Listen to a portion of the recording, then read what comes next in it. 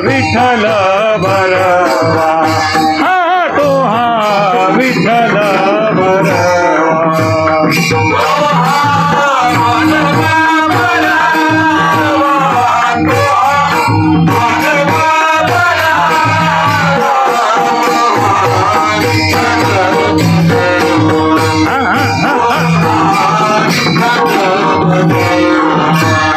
जय जय राम कृष्ण हरी,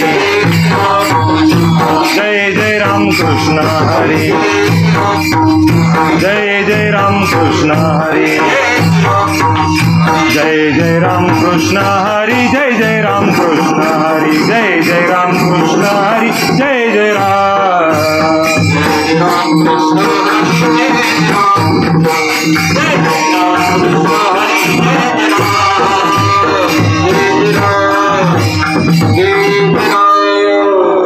मलाच आवाज मला ऐकू येतोय, काय थोडंसं इको कमी करायला, मलाच आवाज मला यायला.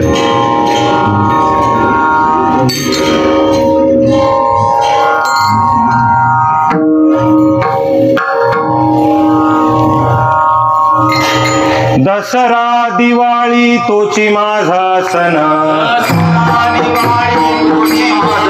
दसरा दिवाळी तोची माझा सण, सखे हरिजन भेटतील,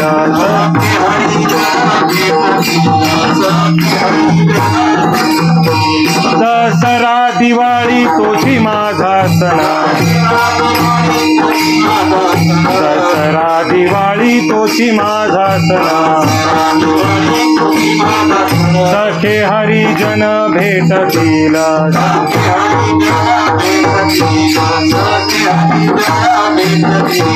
आमुप जोडिल्या पुण्याची आराशी,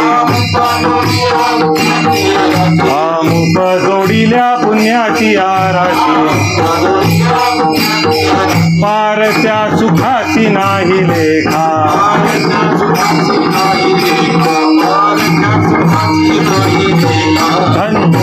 धन्य दिवस आजी झाला सोनियाचा, धन्य दिवस आजी झाला सोनियाचा,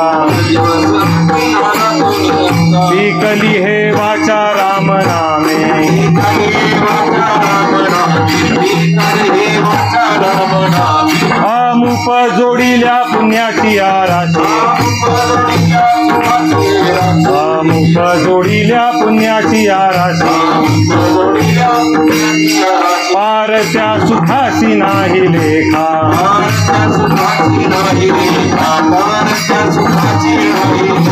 तू का म्हणे काय हो तराई तू का म्हणे काय हो तराई जीव ठेवू पायी संताची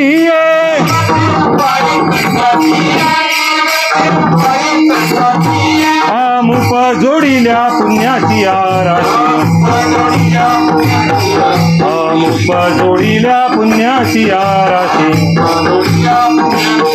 पार त्या सुखाची नाही लेखा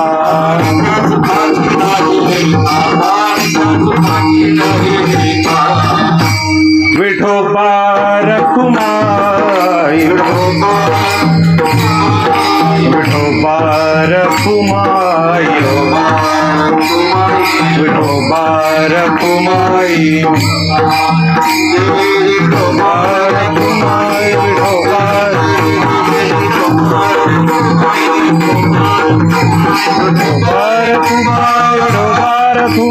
विठोबा रखुमाई विठोबा रखुमाई विठोबा रखुमाई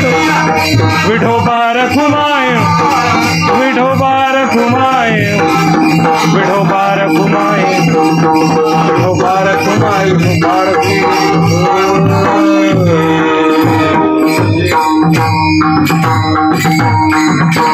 हरिभक्त म्हणे हरे लोक करू आणि त्यांना साथ करतील काकासाहेब तेवढ्या नातू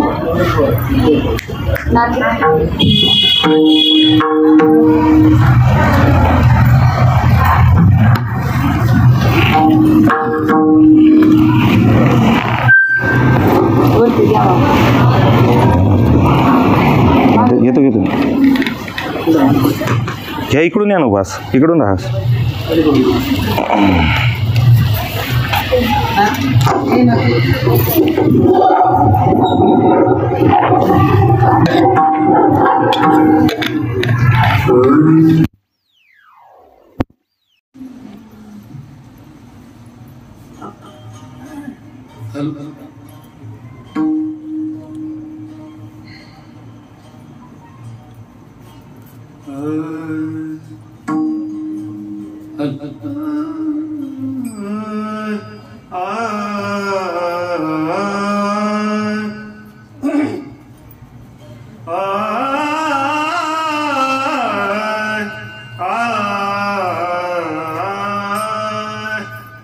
दसरा दिवाळी तोची माझा सण दसरा दिवाळी तोची माझा सण दसरा दिवाळी तोची माझा सण दसरा दिवाळी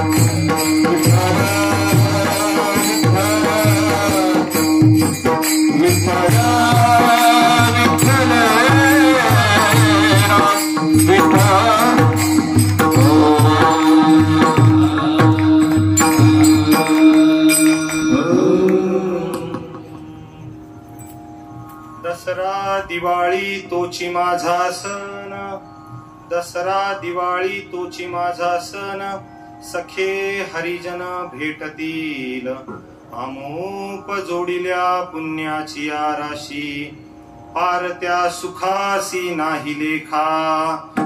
धन्य दिवस आजी झाला सोनियाचा, धन्य दिवस आजी झाला सोनियाचा, पिकली हेवाच्या रामनामे, अमोप जोडिल्या पुण्याची राशी, पार त्या सुखासी नाही लेखा. तुका म्हणे काय होत राई, तुका म्हणे काय होत राई, जीव ठेवू पायी संताची, अमोप जोडिल्या पुण्याची राशी, पार त्या सुखासी नाही लेखा. विठाला विठाला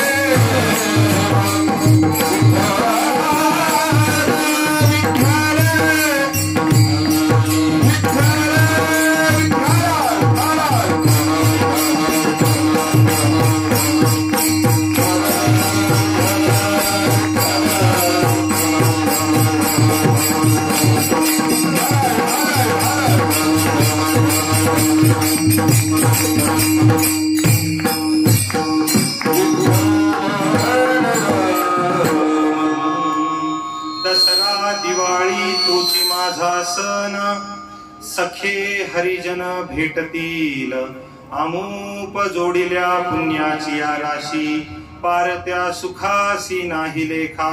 पांडुरंगा करू प्रथम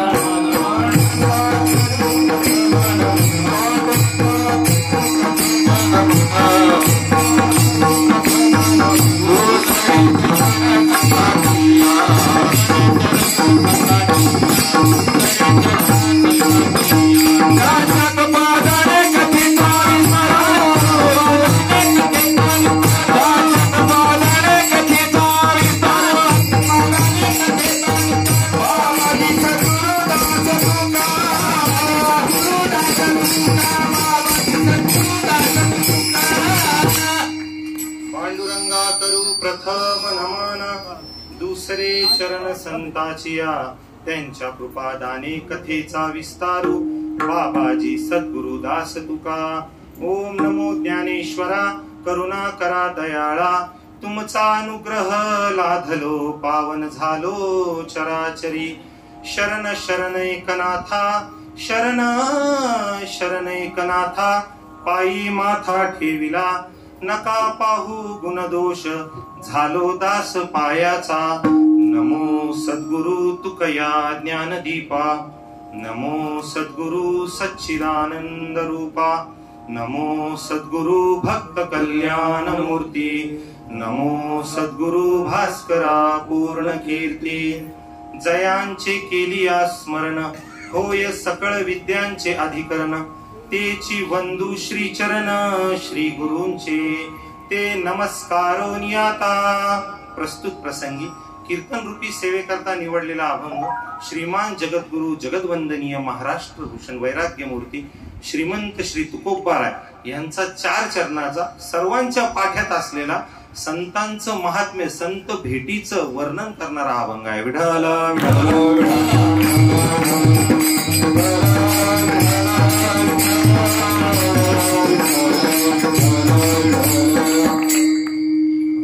अभंगाच्या निरूपणावर बोलण्याआधी थोडा परिहार द्यायचा, तो असा की सालाबाद प्रमाणे होत असलेला हा सप्ताह परमपूज्य ब्रह्मलीन वैकुंठवासी भामरे बाबा यांच्या पुण्यतिथी निमित्त सालाबाद प्रमाणे 19 वर्ष ह्या गोष्टीला झाले. आणि आज दुसऱ्या दिवसाची सेवा माझ्याकडे आली आणि योगायोग असा आहे की ही माझी सुद्धा दुसरी सेवा आहे.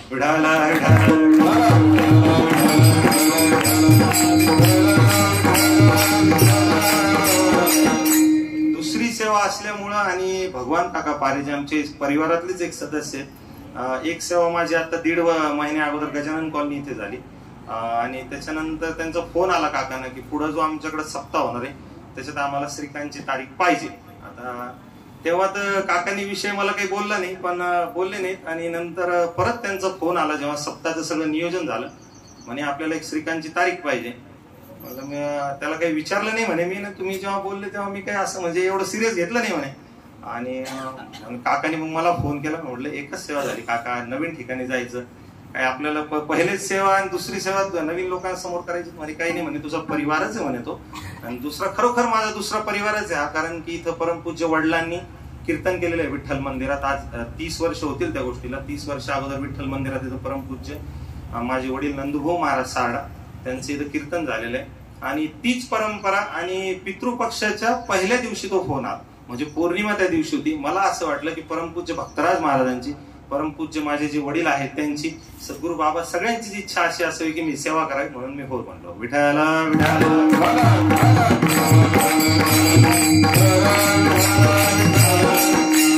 तसा माझा काही फार अभ्यास नाही, पण कसं आता हे माता भगिनी सर्व ज्येष्ठ तुम्ही सगळे म्हणजे ना तरी बालक बोबडा बोली का वाकुडा विचुका पावली ते चोज करून माऊली दिजे जेवी. जसं लहान बालक बोललं बोबडं बोबडं तर जसं आई वडिलांना चांगलं वाटतं, कौतुक वाटतं, त्या हिशोबानं कौतुक म्हणून माझ्या कीर्तनाकडे बघा. कारण की काही फार म्हणजे माझा अभ्यास नाही, मी अजून सुरूच केलेला आहे अभ्यासाला. आणि हे आमचे परिवारातले सदस्य मला नाही म्हणता आलं नाही, पारे काकांना वगैरे, आणि त्यांचा सुद्धा सगळा परिवार इथं उभा आहे आणि ते आमचे फार स्नेही आहेत जुने. आणि तसंच भामरे बाबांची जी पुण्यतिथी आहे, भामरे बाबा जे आहेत ना फार उत्कृष्ट असे संत, ज्याला आपण म्हणू की सर्व संसारातले कामं करून कामामध्ये काम काही म्हणा राम राम, हा जो अभंग आहे तो त्यांना लागू होणारा की ते सर्व त्यांचं काम करून ते ज्ञानेश्वरी वाचन वगैरे ते नित्यानं करायचे. आणि असे संत त्यांच्याबद्दल मी काय बोलावं, कारण की संतासाठी जर काही बोलायचं, संता करता काही बोलायचं तर त्या लेव्हलचं व्हावं लागतं ना. आता सूर्याची प्रशंसा एखाद्या काजव्यानं करावी, ते कितपत योग्य वाटतं की सूर्य फार मोठा आहे बाबा असं, पण ते काजव्याच्या तोंडाने ती गोष्ट चांगली वाटत नाही. तसं तुका म्हणे की त्यांच्या ठाई व्हावे ते आपण तरीच महिमान येईल कळ, म्हणजे आपल्याला तसं व्हावं लागतं, संतासारखं व्हावं लागतं तर संत कळतात. आता आपलं सुरुवातच अभ्यासपासून आताच अभ्यास सुरू झाला, आपल्याला संत कळणार नाही. म्हणून चरणी ठेवी जे माता हे जीवन आहे. विठ्ठला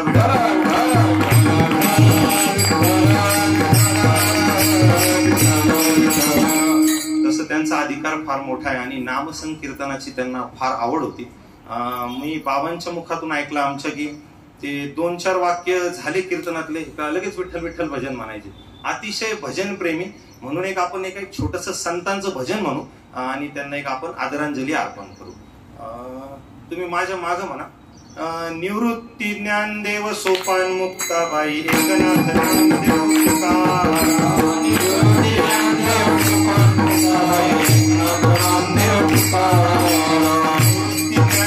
सोपान मुक्ताबाई एकनाथ नामदेव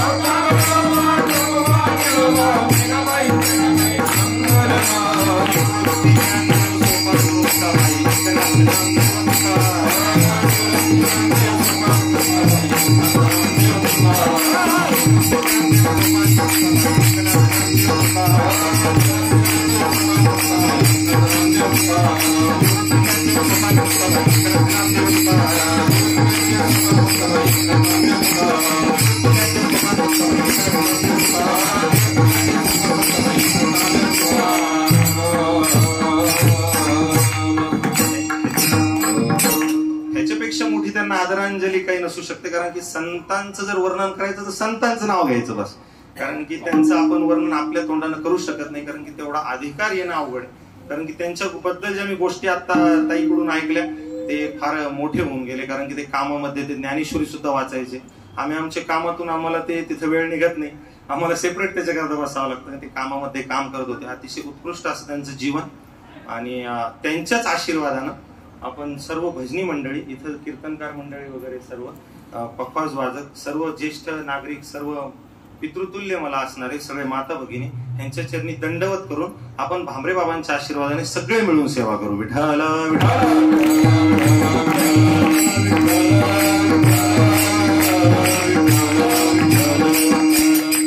आजचा जो निवडलेला अभंग आहे ना, त्याला दोन कारण आहे. एक तर ह्याच्यात नाही का संतांचं वर्णन आहे, आणि आज आहे ना पर्व काळ आहे दसरा, 3.5 मुहूर्तापैकी एक असणारा.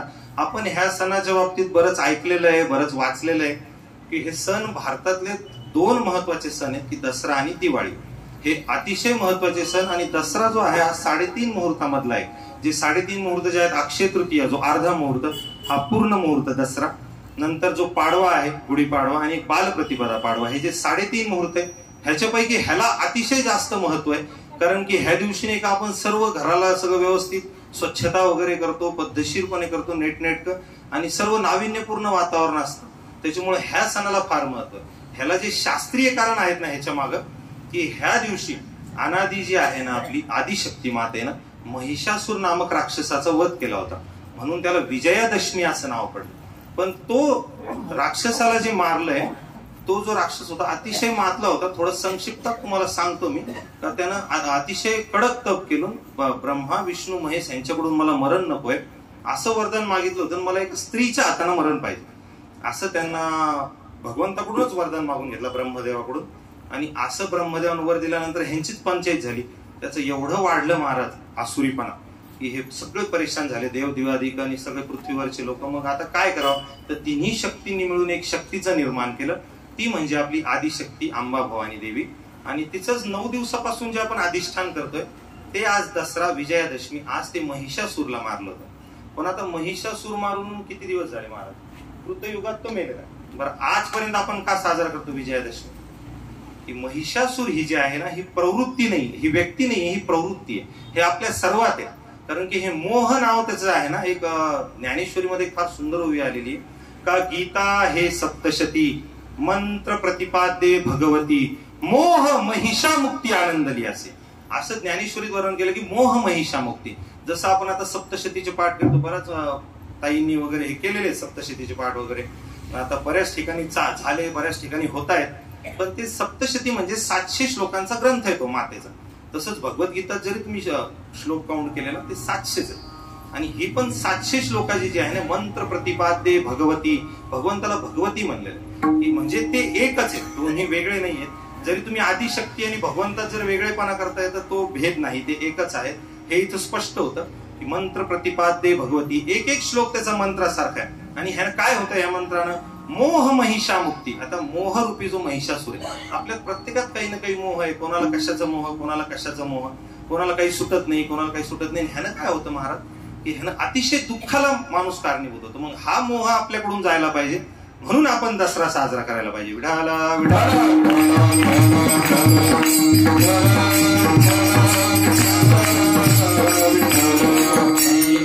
दुसरं कारण असं आहे याच्यामध्ये, की आज प्रभू श्रीरामचंद्रांनी रावणाचा वध केला होता महाराज. आता रावणाचा वध केला होता आणि त्याला दशहरा असं नाव पडलं. विजयादशमी झालं, मातेनं मारलं होतं महिषासुरांना.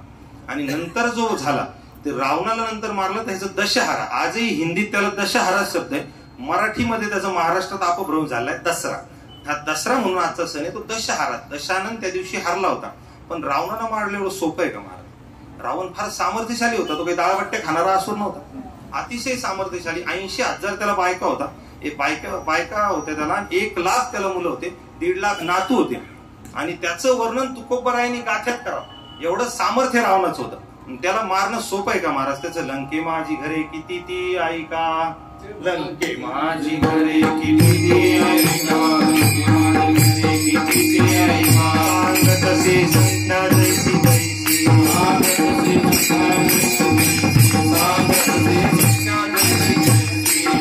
लक्ष घरे पाषाणाची, लक्ष घरे पाषाणाची,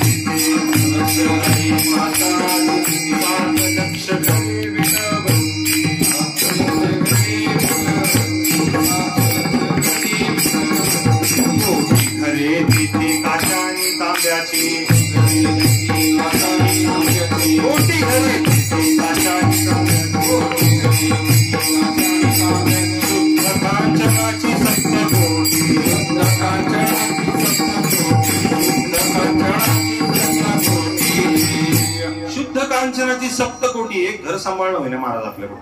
7 कोटी घरं सांभाळणारा रावण सामर्थ्यशाली होता ना. 80,000 बायका एक आपल्याकडून होत नाही. त्याला मारायचं म्हणजे काय तोंडाचं खेळ का महाराज. म्हणून भगवंतानी काय केलं होतं, आदिशक्तीचं आव्हान केलं होतं. आणि आदिशक्तीचं आव्हान करून 9 दिवस त्यांचं अधिष्ठान केलं होतं. 10व्या दिवशी रावण मेला होता. तो हा दसऱ्याचा दिवस आहे. म्हणून आपण जे आहे ना 9 दिवस उपासना करतो मातेची. कारण प्रभू श्रीरामचंद्रांनी 9 दिवस मातेची उपासना केली होती.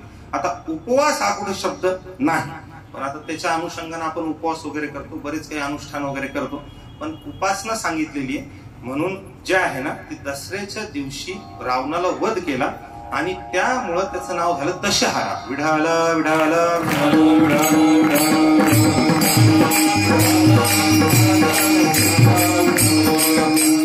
पण रावण सुद्धा एक व्यक्ती आहे का? रावण ही व्यक्ती नाहीये. त्यालाही त्रेतायुगात मारलं. आज काही साजरा करण्याची गरज नाही. आपण रावण ठिकठिकाणी जाळतोय, पण त्याला फायदा काय? समोरचा जाळणारा राम पाहिजे ना. तो बाण मारणारा वेगळा, जळणारा वेगळा. बरं त्यांना आपल्याला काय समाधान आहे? तर रावण ही व्यक्ती नसून ही प्रवृत्ती आहे. रावण म्हणजे वासना आहे महाराज. ही प्रत्येकाच्या शरीरात जसं मोह आहे ना तशी वासना सुद्धा प्रत्येकात आहे. ती वासना आपली जळाली पाहिजे तरच आपला दसरा साजरा होतो. ती वासना कशाने जळते?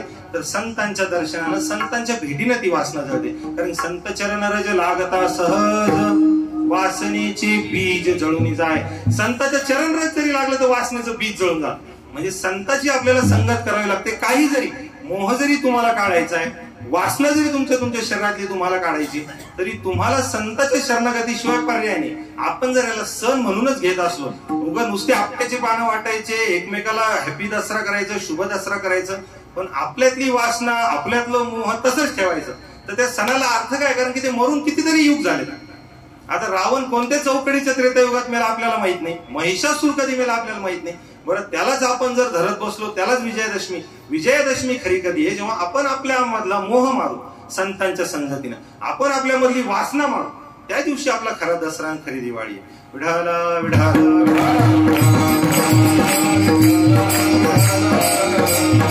अजून तिसरं जे कारण आहे ना की पांडवांना जे अज्ञातवास आणि वनवास झाला होता ना 12 वर्षाचा, तो संपून ते विराटची सीमोल्लंघन करून हस्तिनापूरमध्ये आले होते. तर तो आजचा दिवस आहे. मग त्याला सीमोल्लंघन सुद्धा लोक म्हणतात. आणि ह्याच दिवशी ते आले होते म्हणून विजयादशमीला. असे 3 हे शास्त्रीय कारण आहे. आणि एक आपट्याच पान आपण का वाटतो त्याची एक थोडीशी छोटी कथा आहे, ती तुम्हाला सांगतो मी. की रघुराजा ज्यांच्या नावानं प्रभू श्रीरामचंद्रांचा वंश ओळखला जातो, की रघुकुलरीत सदा चली आई, प्राण जाय पर बचन न जाय. हे रघुराजांमुळे प्रभू श्रीरामचंद्रांच्या कुलाला जी ओळख होती, ते रघुराजांचं जीवन जे होतं ना ते अतिशय पारमार्थिक आणि अतिशय विरक्त असं होतं. ते जरी 6 महिने ते राज्य करत होते आणि 6 महिने एका झोपडीत राहायचे. 6 महिने राज्य कारभार करायचा आणि 6 महिने जेवढी संपत्ती गोळा झाली ती गरीबात वाटून 6 महिने झोपडीत द्यायचं, भगवत सेवा करायची. हा त्यांचा नित्यनेम होता. आता त्यांच्या राजाचे कच्छ नावाचा एक विद्यार्थी होता. तो गुरुग्रही शिक्षा घ्यायला गेला आणि त्याचं शिक्षण पूर्ण झाल्यावर पहिले काय पद्धत होती, शिक्षण झालं की मग गुरुदक्षिणा विचारायची आणि जी गुरुदक्षिणा गुरु सांगायची ती त्यांना द्यावी लागायची. आज तसं नाही. आज ऍडव्हान्स भरा, 40,000 फीस तुम्ही 30,000 भरा, त्याशिवाय ते तुम्हाला ए सुद्धा शिकवत नाही महाराज. आजचं शिक्षण असं आहे. पहिले पूर्ण शिकायचे, पूर्ण विद्यार्थी आपला तयार झालाय का, तो आपल्या पूर्ण अनुग्रही आहे का, व्यवस्थित आहे का, नंतर त्याला गुरुदक्षिणा मागण्याचा अधिकार होता. पण आज तसं राहिलं नाही. आज आपण कलियुगात आहोत आणि आज आपल्याला ऍडव्हान्स भरावं लागतं. पोराला पहिले सगळं घ्या, नंतर ते ए शिकवणार आणि नंतर ते बी शिकवणार, नंतर तो कधी हुशार होणार. पण इथं तसं नव्हतं. इथं कच्च्यांना सगळी विद्या त्यांनी दिली गुरुग्रही. आणि आता शेवटी जेव्हा सगळं गुरुचं पूर्ण झालं शिक्षण, तेव्हा कच्च्यांनी अशी इच्छा व्यक्त केली गुरुजींसमोर की मला तुम्हाला काहीतरी द्यायचंय गुरुजी, गुरुदक्षिणा. गुरुदक्षिणा गुरु म्हणले का तुला तुझ्याकडे काही नाही बाळा, गरीब माणूस आहे, तू गरीब आहे एकदम, मी तुला जे शिकवलं ना तेच तू पुढं चांगलं संवर्धन कर त्याचं, पुढं सगळ्यांना ते, हीच माझी खरी गुरुदक्षिणा आहे. तू असं काही करू नको म्हणे काही गुरुदक्षिणा. पण कच्छ काही मानायला तयार नाही म्हणे, काहीतरी घ्यायचं. आता 2दा नाही म्हणलं गुरुंनी, 3दा नाही म्हणलं, मग गुरु थोडे रागावले म्हणे मला 30 कोटी मोहर लागतायत म्हणे, आणून द्या. आता 30 कोटी मोहर म्हणल्यावर थोडं कच्छेने ज्यांच्या भरोशावर उडी घेतली होती ते रघुराजा होते. आता ते म्हणे देतो म्हणे गुरुजी तुम्हाला. ते रघुराजांकडे आले आणि रघुराजा नेमकं सगळं आटपून 2-3 दिवसच झाले होते झोपडी तयार. आता रघुराजांकडे त्यांनी अशी 30 कोटी मोहराची मागणी केली. अरे म्हणे केली असती म्हणे मी पूर्ण, पण आत्ताच मी सगळं निपटून इकडे आलो म्हणे, आता भगवत सेवेला, पण तुझं काम मी करतो म्हणे, थांब. त्यांनी एक चिठ्ठी लिहिली महाराज कुबेरला आणि कुबेरकडे पाठवली की 30 कोटी मोहरांची मला गरज आहे, देत असाल तर बघा, नाहीतर आक्रमण करतो. एवढंच त्याच्यात होतं. आता कुबेरांचे धाबे जणांनी म्हणले, अरे बापरे, आक्रमण? डायरेक्ट कुबेर खाली त्यांच्याकडे. रघुराजन का काय चुकलं म्हणे आमचं? म्हणे काही नाही म्हणे, आमच्या एका नागरिकाला 30 कोटी मोहरा पाहिजे म्हणे सोन्याच्या, आणि त्या तुला द्यायच्या आहेत म्हणे. काही हरकत नाही म्हणे, त्याच्याकरता आक्रमण कशाला करता, आत्ता पाऊस लावतो म्हणे. तर बाजूला त्यांच्या झड लागली, ती त्या झाडावर पडली, आपट्याच्या झाडावर, म्हणून ते पूर्ण भरलं होतं त्या मोहरानं, म्हणून त्याला सोनं म्हणून, आणि तोच आजचा दिवस होता, म्हणून त्याला आपण सोनं म्हणून एकमेकाला वाटतो. विठाला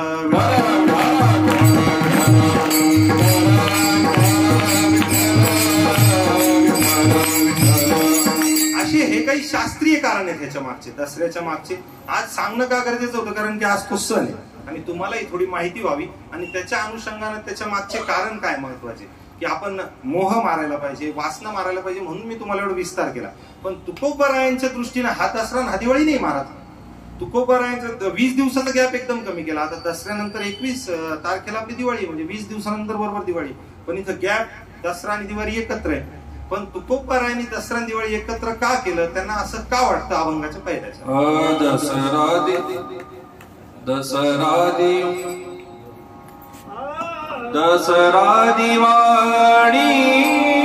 तोची माझा सण,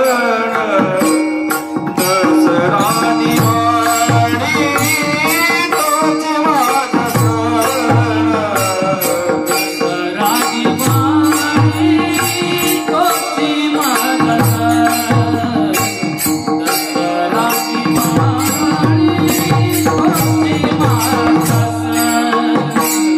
दसरा दिवाळी तोची माझा सण, दसरा दिवाळी तोची माझा सण,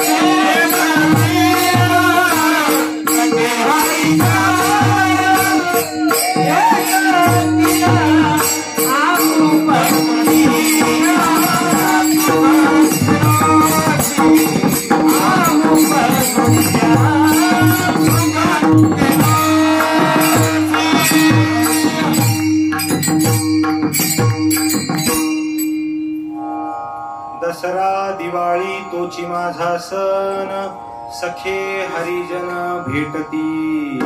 काय सांगताय तुकोबारा याच्यात, की दसरा आणि दिवाळी मला एकाच दिवशी आहे. काय एक दिवशी आहे?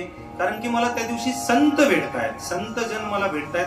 आणि असं का तुकोबाराय म्हणतायत? कारण की आपण प्रापंचिक दृष्टीने दसरा पाहिला. आता मी शास्त्रीय दृष्टीने तुम्हाला सांगितलं, पण आता प्रापंचिक दृष्टीने दसरा काय? आता हे माता भगिनी इथे आहेत सगळं. आता पुरुषांना सुद्धा माहिती, पण माता भगिनींना जास्त माहिती. आपण दसऱ्याच्या 10 दिवस अगोदर काय करतो? कोपरा न कापरा, गडगे मडके, काय तुमच्याकडे कपडे गोधड्या सगळं धुतो की नाही आपण? काय एक कोपरा न कोपरा तुम्ही स्वच्छ केलेला आहे. आज तुम्ही तशा आलेल्या आहेत का? दसऱ्याला मस्त झेंडूची माळ वगैरे बाहेर लावून तुम्ही पद्धतशीर एकदम टापटीप घर केलेले, कुठं असा कचरा सुद्धा ठेवलेला नाही, धुवून काढले, स्वच्छ केले. ह्याचा अर्थ काय? दसरा म्हणजे काय? दसरा म्हणजे स्वच्छता, दसरा म्हणजे दुरुस्ती, दसरा म्हणजे निर्मळता. हे झालं प्रापंचिक कारण. आणि हे प्रापंचिक कारण जे आहे ना, म्हणून या दसऱ्या ह्या पर्वाला विशेष महत्व आहे. कारण की आपण कोणत्याही सणाला एवढी साफसफाई, एवढी झटकाझटकी करत नाही. म्हणून तुकोबारायांनी हे 2 शब्द वापरले. नाही तर तिथं अनेक सण आहेत, आपले दिवसागणिक सण आहेत महाराष्ट्रात, काय भारतात काय एक एक सण आहेत महाराज. तुम्हाला संक्रांत पासून जे सुरू होतं नवीन वर्षाला, तर ते डिसेंबर पर्यंत आहेत तुम्हाला सण.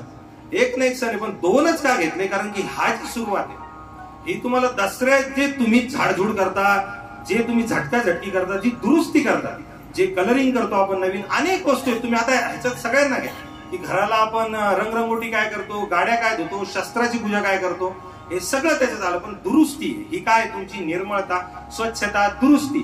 आणि संत जेव्हा तुम्हाला भेटतात ना, तुमची अगोदर दुरुस्ती करतात. विठाला विठाला म्हणून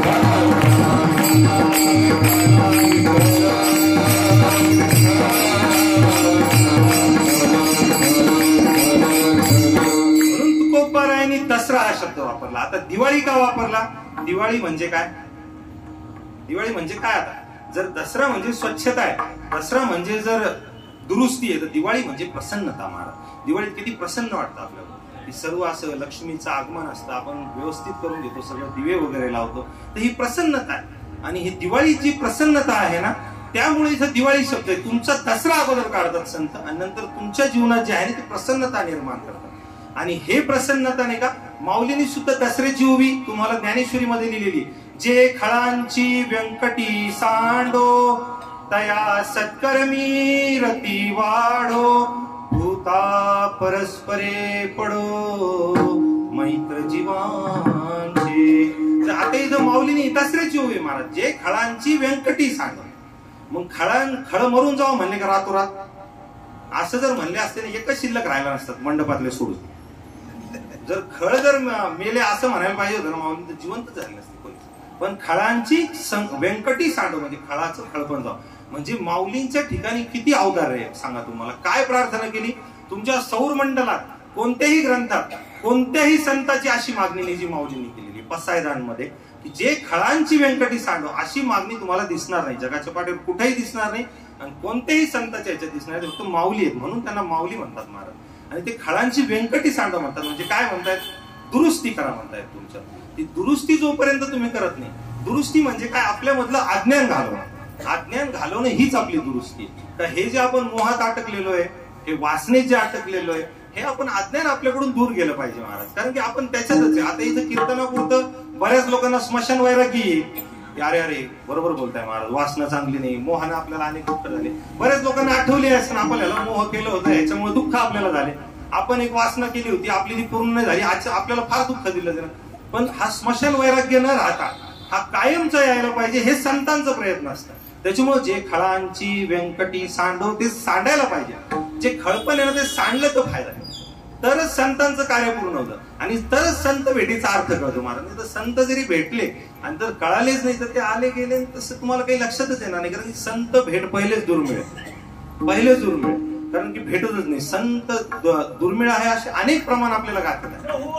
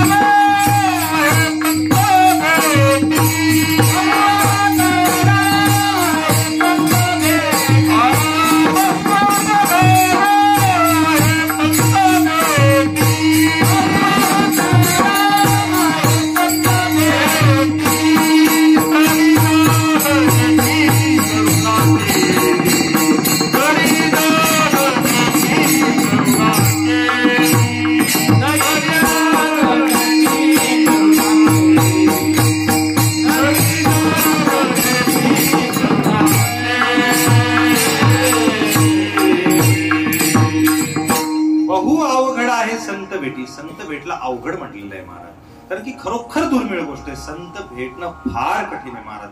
आणि जर तुम्हाला तुमच्या आशीर्वादानं भामरे बाबा इथं भेटले, आणि बऱ्याच लोकांचं इथं मी ऐकलं ना, बऱ्याच लोकांचं कल्याण झालंय महाराज. कितीतरी लोक व्यसन होते, त्यांनी ते नीट केले.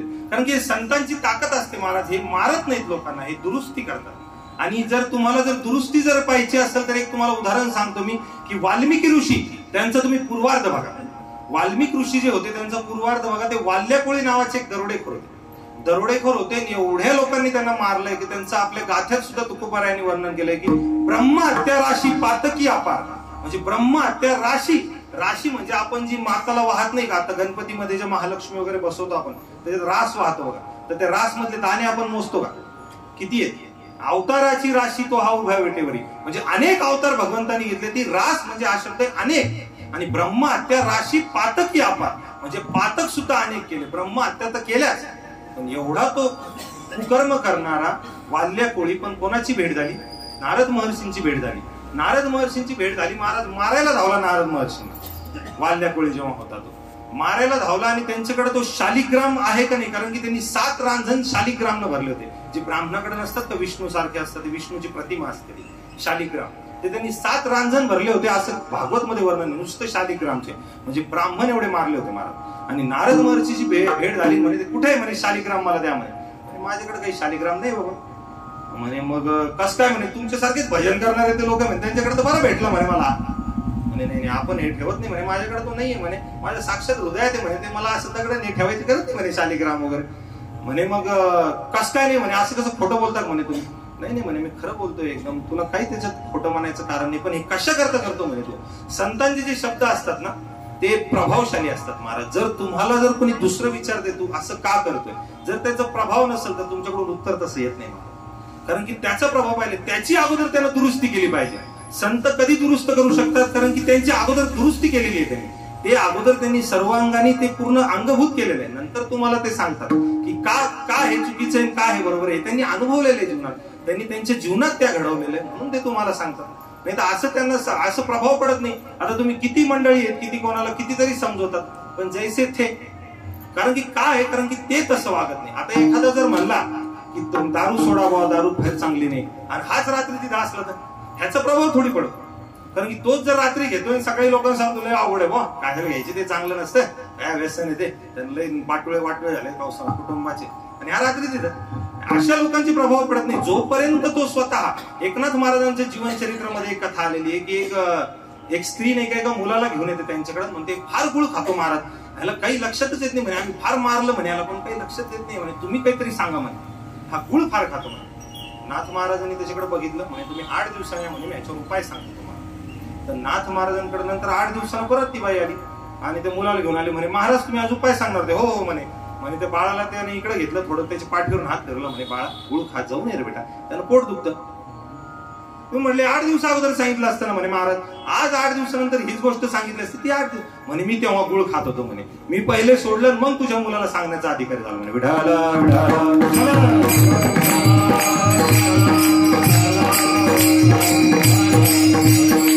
म्हणजे संतपण येण्याकरता नाही का आपल्यातल्या खराब गोष्टी, आपल्यातल्या जे चांगल्या नाहीत त्या गोष्टी टाकाव्या लागतात, तेव्हा संतपण येतं. निळोपारायांची व्याख्या आहे संतांबद्दल की तेची संत तेची संत, ज्यांचा हेत विठ्ठली नेनती काही कानाटोना नामस्मरण वाचून. संतांची खरी ओळख करण्याची फार सोपी पद्धत आहे महाराज, की ते नामस्मरण वाचून दुसरं काही बोलत नाही. आणि ते हित कशात येतं? विठ्ठलाच सांगतात. हे जे तुम्हाला दुसरीकडे कुठे हित सांगत असतील ना, पैशात दे, बंगल्यात दे, गाड्यात दे, लगेच हात जोडायचे परत यायचं, कारण की ते संत नाहीत महाराज. त्यांच्या ठिकाणी संत पण कधी येऊ शकत नाही, कारण की ते निळोपारायांच्या व्याख्येत बसत. निळोपारायांची सोपी व्याख्या आहे. आणि असे संत नारद महर्षी वाल्ल्या कोळींना भेटले, त्याच्यामुळे प्रभाव पडला महाराज. लगे अचानक अचंबित झालं म्हणे, उदरनिर्वाह करता करता म्हणे दुसरे फार साधन आहेत ना म्हणे तुला? म्हणे मला हे जमतं म्हणे. अरे पण ह्यानं तू पाप कर्म वाढतायत तुझे, आणि तुझ्या पाप कर्मात तुझे घरातले भागीदार होतील का ते तू विचारलं का कधी? का तू एकटा पाप करत चालला, ह्याची शिक्षा तुला फार आहे, पुढं नरक भोगावं लागल, अनेक जन्माला तुझं पडावं लागल. त्याला गोष्ट पटली महाराज. ते म्हणे मी घरच्या सगळ्यांसाठी करतो, ते मला नक्की सहभाग होतील म्हणे. म्हणे तू विचारू नये म्हणे, मी इथं थांबतो म्हणे. गेला घरी महाराज, पत्नीला विचारलं, आईला विचारलं, मी तुमच्यासाठी एवढ्या हत्या केल्या म्हणे, तुम्हाला लुटून आणले, एवढे दागिने तुला मडवले म्हणे, एवढे प्राणी मारले म्हणे.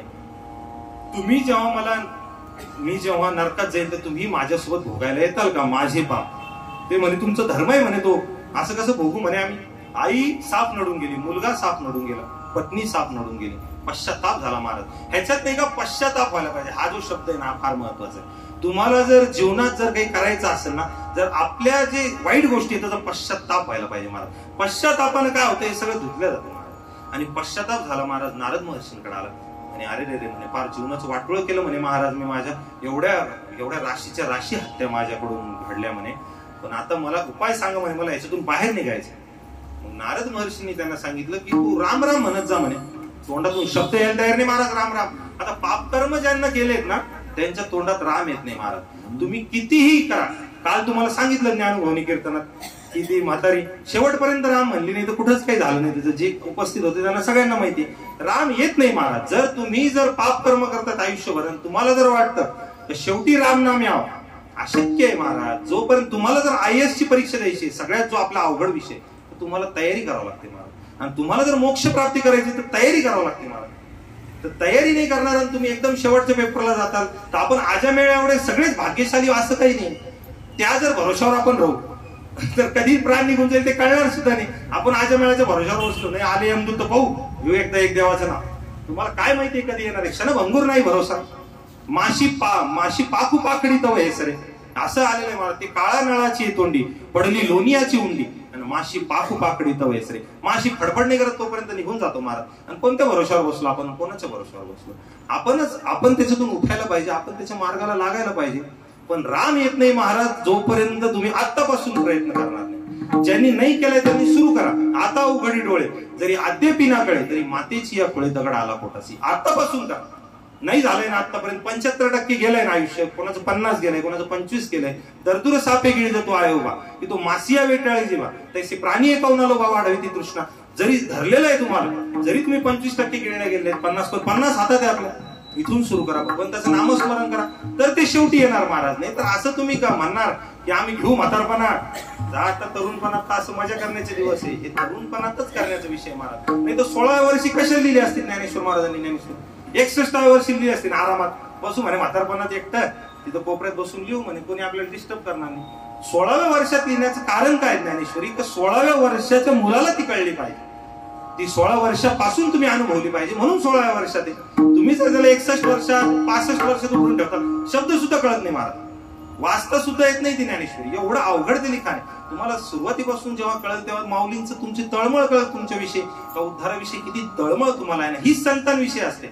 आपल्याला बोलायचं कोणाविषयी, संतांविषयी. संतांच्या ठिकाणी मी जरी संत ज्ञानेश्वर महाराज म्हणतोय, तुकाराम महाराज म्हणतोय तरी सगळे त्याच्यात संत जर सुरुवातीला आले तर हे सगळे आले. मग भांबरे बाबा सुद्धा आले, त्याच्यात परमपूज्य भक्तराज महाराज सुद्धा आले. हे सगळे संत जे आहेत ना हे तुम्हाला नीट करण्याचा प्रयत्न करतात. आणि जर तुमच्या मुखात जर राम नाही आलं तर तुमचं जीवन व्यर्थ आहे. राम आपल्या मुखात यायला पाहिजे. आपण किती वेळा तरी राम राम राम राम म्हणायला पाहिजे. आणि हे मी का तुम्हाला सांगतोय की माझी स्वतःची दुरुस्ती आमच्या बाबांनी केली.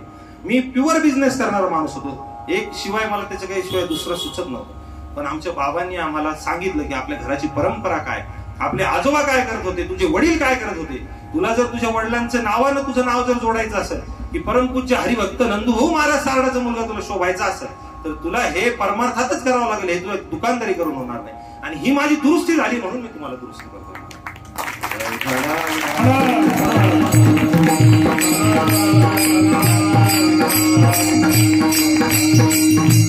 आणि राम त्याच्या मुखात यायला तयार नाही महाराज.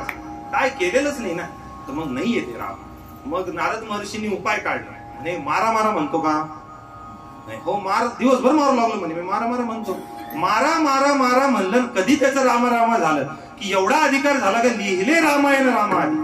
मग वाल्यकुळी एवढे आपण पापी आहोत का, आपले पाप कर्म वाल्यकुळी एवढे आहेत का. मग तो जर करू शकतात त्यांचे वाल्मिकी ऋषी होऊ शकतात की ब्रह्मा अत्याराशी पातकी अपार आणि वाल्मिक किंकर वंद्य केला.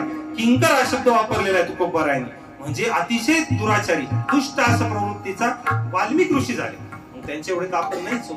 मग आपण आपल्या उद्धाराची आपल्याला गॅरंटी आहे. हा मनुष्य देह भेटलेला आहे फार फार पुण्याला भेटलेला आहे. बहुता सुकृती नरदेह लादला. हात आहेच पण आपण जे रूप पाहतामध्ये म्हणतो की बहुत सुकृताची जोडी आणि म्हणून विठ्ठली आवडी. मग बहुता सुकृताने नरदेह भेटला आणि त्याच्यापेक्षाही दुर्मिळ विठ्ठल आवडतो.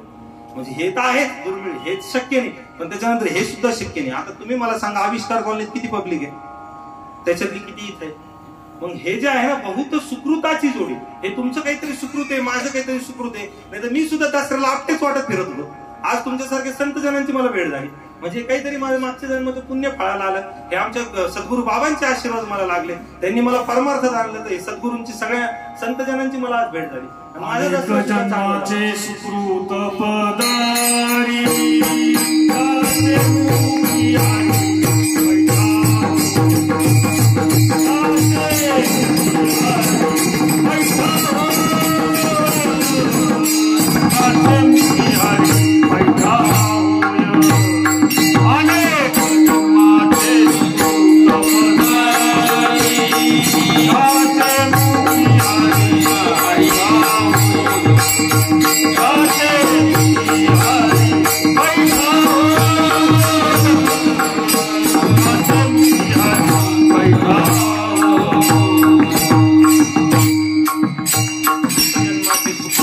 काहीतरी असेल माझ्याही मागच्या जन्माचं असेल आणि तुमच्यासारख्या संतांची मला भेट झाली आणि परमपूज्य बाबांचा सहवास लाभला. भक्तराज महाराजांच्या घरात मी जन्माला आलो. काहीतरी सुकृत आहे म्हणून आज मी इथं उभा आहे. नाही तर मी तुम्हाला सांगतो आजच्या वर्षभर अगोदर काका इथे आहेत, आमचे मोठे काका इथे आहेत, मी माईकवर एक शब्द सुद्धा बोलत, एक शब्द सुद्धा. मला भीती वाटायची महाराज, पूर्ण अंग धरधरून जायचं, माझं घाम यायचं मला. पण ही सद्गुरू बाबांची कृपा आहे, भक्तराज महाराजांची आमची कृपा आहे, वडिलांची कृपा आहे काहीतरी का मी आज स्वतः सुद्धा बदल करतोय आणि तुम्हाला सुद्धा कीर्तनातून प्रबोधन करतोय. हे त्यांनी अधिकार करून दिला. हे संतांच्या ठिकाणी असतं. हे माझे भामरे बाबांशी प्रत्यक्ष माझी कधी भेट नाही, पण संत सगळे सारखे असतात महाराज. मी तुम्हाला बोलून गेलो की कोणतेही असो नावारूपाने ते भिन्न आहेत, पण ते आत्मा त्यांचा एक आहे महाराज. ते फक्त तळमळ त्यांची लोकांच्या उद्धाराची, लोककल्याण, जगाच्या कल्याण संत ब्रह्ममूर्ती संत जगी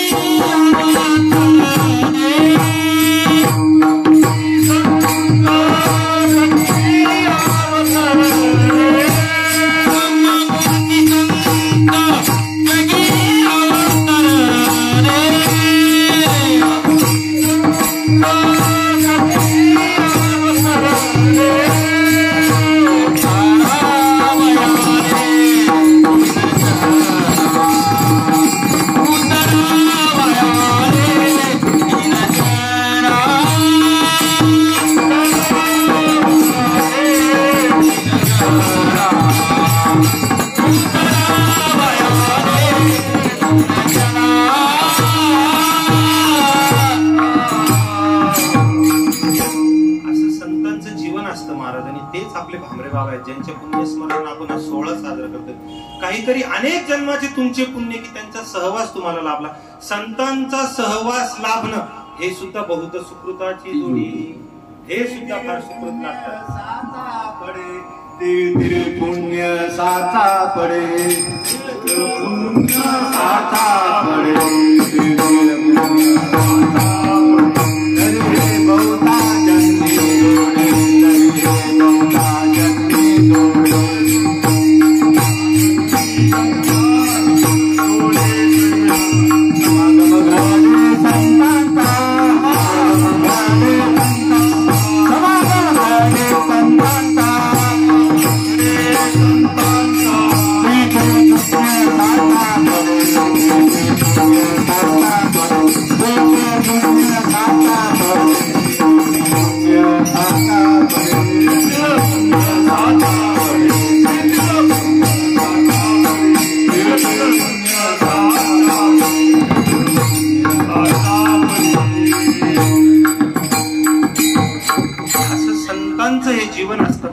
आपल्याला ज्ञान देतात आणि ज्ञान जोपर्यंत आपल्याला होत नाही तोपर्यंत ज्ञानदीप लावू जगी, तोपर्यंत आपल्या जीवनात दिवाळी नाही होत महाराज. दिवाळी म्हणजे काय? दीप लावणं.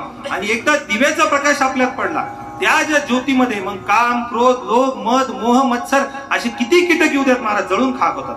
तो ज्ञानदीपच तसा आहे, तो विझणार नाही महाराज. एकदा लागला हे दिवे तुमचे विझून जातील तेलाचे, पण ज्ञानदीप एकदा लागला की ते विजत नाही महाराज. तद्विद्धि प्रणिपातेन परिप्रश्नेन सेवया उपदेशन्ति ते ज्ञानम ज्ञानिनस्तत्वदर्शिनः. ते ज्ञान पैगा बरवे जरी मनी अथि अनावे, तरी संताया भजावे सर्वस्वेसी. जेथ ज्ञानाचा कुरुठा तेथ सेवा हा दारवंठा. तो स्वाधीन करी सुभटा ओळगोनी, तरी तनु मनु जीवे चरणासी लागावे. आणि अगर्वता करावे दास्य सकळ. मग अपेक्षित जे आकुले तेही सांगसी पुसिले. जेने अंतःकरण बोधले संकल्पा नये. हे संतांचं ठिकाणचं ज्ञान आहे महाराज. हे ते आपल्याला देतात, पण कसं जावं लागतं? तनु मनु जीवे चरणासी लागावे, अगर्वता करावे दास्य सकळ. गर्वता नाही पाहिजे, तर तुमच्यावर संत कृपा करतात. संतांची कृपा सहज होत नाही महाराज. तुम्हाला भेटतील एखाद वेळेस, तुमच्या नशिबाने भेटतील संत, तुम्हाला कळतील, पण कृपा मात्र ते करत नाही. जोपर्यंत तुम्ही हे करत नाही, जोपर्यंत तुम्ही सर्वांगाने त्यांना शरण जात नाही ना, तोपर्यंत ते कृपा नाही करत महाराज. तुमच्याकडे कृपा, तिने कृपा केली असं आपल्याला वाटावं ना, तर आपल्याला गर्व काढावा लागतो महाराज. आपण जर गर्वानं गेलो, हा कर कृपा देतील ते ठेवून दोन डायरेक्ट म्हणतील बावळ्या, असं नाही. आपल्याला त्यांच्याकडे नतमस्तक होऊन जावं लागतं. तर संताकडे लीन होऊन जावं तर आपल्याला ते कृपा करतात. एवढंच काय, आता आपण दसऱ्याची दिवाळी केली, वाल्मिकी ऋषींची काय झाली, दसऱ्याची दिवाळी. संतात एवढी शक्ती असते महाराज की शिमग्याची सुद्धा दिवाळी देऊ शकतात. आता शिमगा म्हणजे काय, बोंब मारते. बोंब मारणं म्हणजे काही चांगलं आहे का महाराज? दुःख म्हणजे बोंब मारतं. कधी मारतं माणूस बोंब? दुःखात मारतं. पण दुःखात सुद्धा सुखात रूपांतर करण्याची संतात ताकद असते महाराज. कारण की एक तुम्हाला काशीमध्ये एक प्रसिद्ध जे संत होऊन गेले कबीरदासजी, आणि त्यांचा मुलगा होता कमाल. दोन्हीही संत आहेत, हिंदीमध्ये फार छान त्यांची पद आहेत, अभंग आहेत, अतिशय उत्कृष्ट दोन्ही संत. की शुद्ध बीजा पोटी फळे रसाळ गोमटी. कबीरदासजी जसे होते तसे त्यांचे पुत्र सुद्धा कमाल तसेच होते महाराज. आणि फक्त काय असं प्रारब्ध असतं बघा कोणाकोणाची. त्यांच्या घरात अतिशय दारिद्र्यता होती, खायला अन्न नव्हतं, मीठ नव्हतं, राशन नव्हतं, काहीच नव्हतं. अशा परिस्थितीत ते जीवन जगले. काय आहे ना, प्रारब्ध आपल्या हातात नाही पण परमार्थ आपल्या हातात आहे.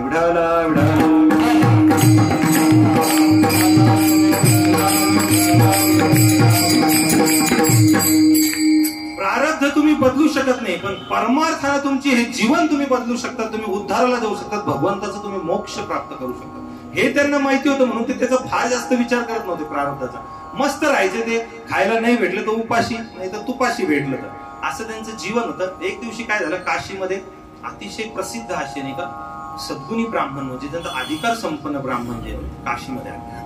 काशीमध्ये आले तर तिथलच्या ब्राह्मणांना त्यांनी विचारलं की इथं आम्हाला जेवण्यायोग्य आणि राहण्यायोग्य घर कोणतं आहे म्हणे, ते तुम्ही आम्हाला सांगा. तर तिथलच्या ब्राह्मणांनी कबीरदासजींचा ऍड्रेस द्या. एवढं कबीरदासजींचं महात्म्य होतं महाराज, एवढं ते प्रसिद्ध होते, एवढे ते लीन होते. तर त्यांनी म्हणले का तुम्हाला एवढे जर संत वृत्तीचे कबीरदासजी शिवाय कोणी नाही, तुम्ही तिथं जा म्हणे, तुमचं तिथं काम. आता हे कबीरदासजीकडे आले महाराज, कबीरदासजीकडे आले आणि त्या दिवशी नेमकी एकादशी. आता एकादशी असल्यामुळं ते आपल्यासारखी एकादशी नाही करत महाराज. आपलं फराळ दणकवून आपलं फक्त 15 दिवसानं बदलून खाणं आहे महाराज. मला जर कोणी विचारलं तू एकादशी करतो ना, आपण नाही करत एकादशी.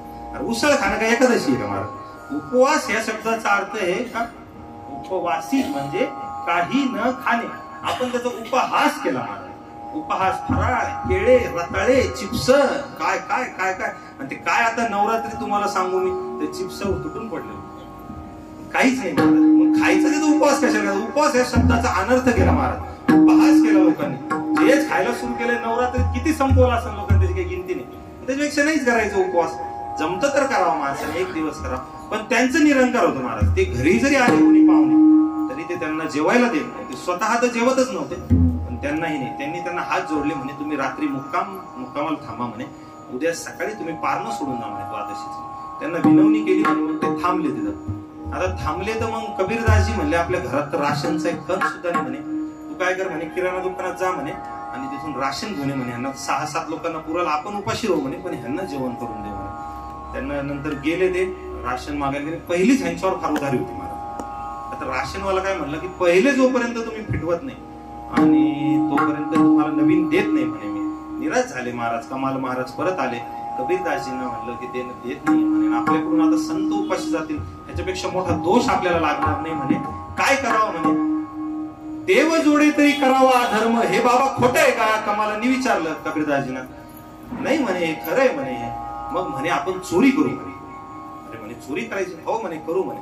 आपण जाऊ म्हणे त्या वाण्याच्या दुकानात. रात्री 11 वाजता निघले महाराज. धारदार शस्त्र घेतलंय कमालांनी, सोबत एक गोल होल केला महाराज भिंतीला. पहिले आपल्यासारखे सिमेंट भिंती नव्हत्या, मातीच्या वगैरे होत्या. गोल असा होल केला, त्याच्यातून कमाल महाराजांनी प्रवेश केला. मध्ये कमाल महाराजांनी प्रवेश केला, मोजून धान्य घेतलं महाराज. 6 जणांना काय लागतं, गुळ केवढं लागतं, ज्वारी केवढी लागते, हे केवढं लागतं, ते सगळं असं मोजलं, बॅग मध्ये भरलं. बॅग बाहेर कबीरदासजींकडे दिली आणि कबीरदासजींना म्हणाले की म्हणे दुकानदाराला जागा करून येतो. आता कोण चोर दुकानदाराला जागा करतो चोरी केल्यावर?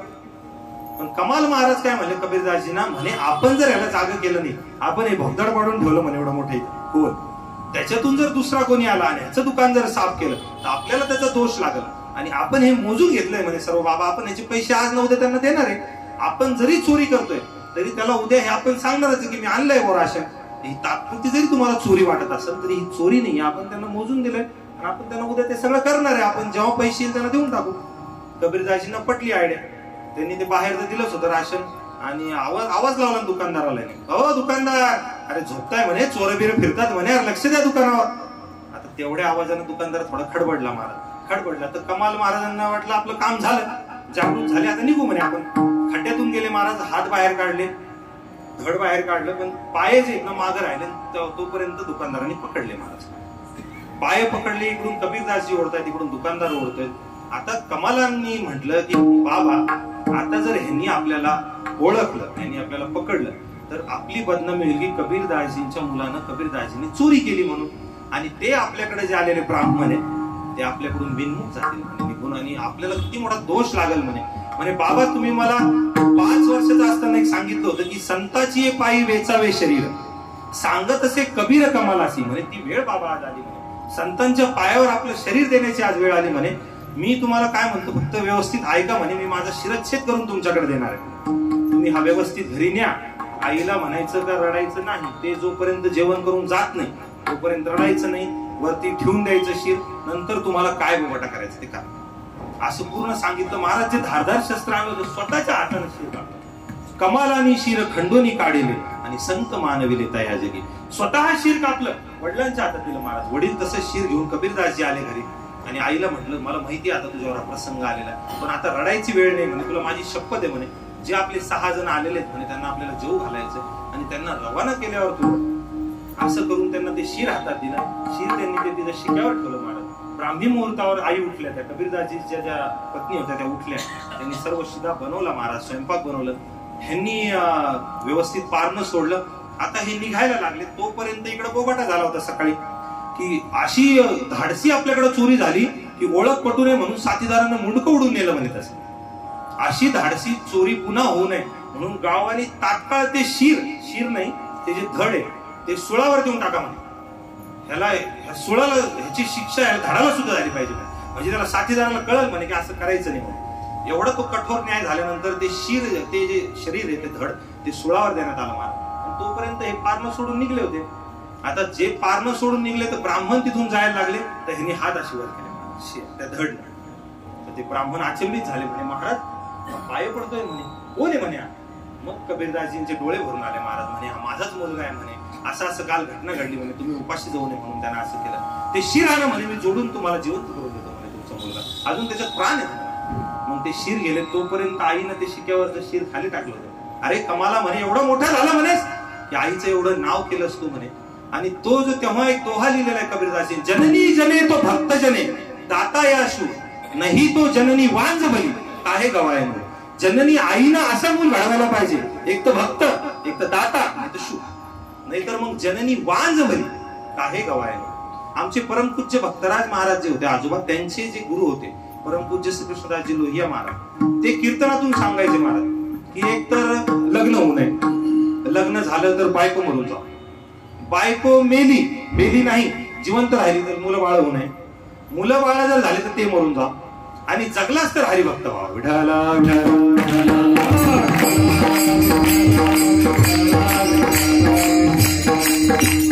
आपण आपल्या मुलाला हरिभक्त करायला पाहिजे, आपण आपल्या मुलात हे संस्कार घालायला पाहिजे. एबीसीडी गरजेची आहे ना, मी नाही म्हणत नाही, शिक्षण हे गरजेचं आहे, काळाची गरज आहे, पैसे कमवण्याकरता शिक्षण लागतं, करायलाच पाहिजे. पण पोरांना ज्ञानेश्वरी सुद्धा सांगायला पाहिजे, पोरांना गाथा सुद्धा सांगायला पाहिजे. किती तळमळीनं माऊलीनं लिहिलेलं आहे, 725 वर्ष अगोदर तुमच्यासाठी ठेवा लिहिलेला आहे. आज त्याच्यातल्या गोष्टी सुद्धा लागू होतात आपल्या जीवनात, म्हणजे तेव्हाचं लिखाण आज लागू होतं महाराज. एवढं पवित्र ते लिखाण आहे. गाथाही तसाच आहे, तुम्ही मुलांना दाखवायला पाहिजे, कमी वयात दाखवा, जेणेकरून त्यांना ती गोडी निर्माण होईल. थोडीशी गोडी निर्माण करा, आणि एकदा जर तुम्ही त्यांचा हात धरला ना, ज्ञानेश्वरी गाथाचा हात धरला, तर तुकोबारायण ज्ञानेश्वर महाराज तुमचा हात सोडत नाही महाराज. असं ते पवित्र ग्रंथ आहेत, म्हणून आपल्या मुलाला थोडं का होईना त्याचं ज्ञान सुद्धा तुम्ही द्यायला पाहिजे.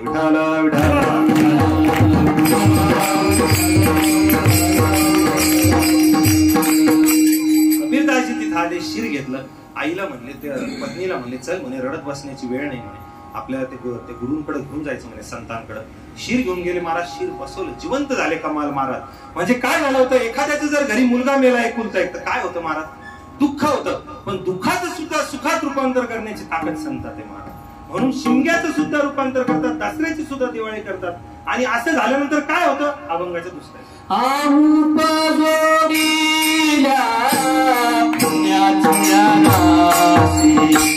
आम्हा